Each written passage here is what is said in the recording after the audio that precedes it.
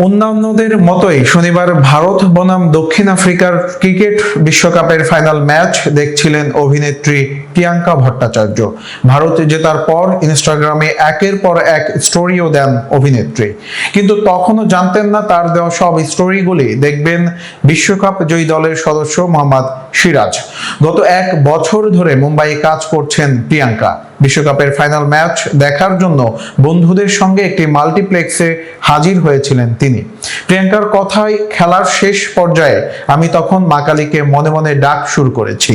ভারত জেতার পর মাল্টিপ্লেক্সের মধ্যেই সকলের সঙ্গে আমরা উদযাপনে মাতি। প্রিয়াঙ্কা জানালেন, তারপর তিনি ভারতীয় দলকে শুভেচ্ছা জানাতে নিজের একটি ছবি সমাজ মাধ্যমে পোস্ট করেন। সেখানে সিরাজ ছাড়াও বেশ কয়েকজন ক্রিকেটারকে তিনি ট্যাগ করেন। প্রিয়াঙ্কা বলেন, তারপর বেশ কিছু স্টোরিও দিয়েছিলাম, সেখানে কাউকে ট্যাগ করিনি। খেলা শেষ হওয়ার পর নিজের বাড়িতে ফিরে প্রিয়াঙ্কা দেখেন তার প্রতিটি স্টোরি দেখেছেন সিরাজ। প্রিয়াঙ্কা বললেন, ট্যাগ করলে নোটিফিকেশন যায়, কিন্তু তিনি যে আমার প্রোফাইলে এসে প্রত্যেকটা স্টোরি দেখবেন সেটা ভাবতেও পারেনি। প্রমাণস্বরূপ একটি স্ক্রিনশটও অভিনেত্রী অনুরাগীদের সঙ্গে ভাগ করে নিয়েছেন।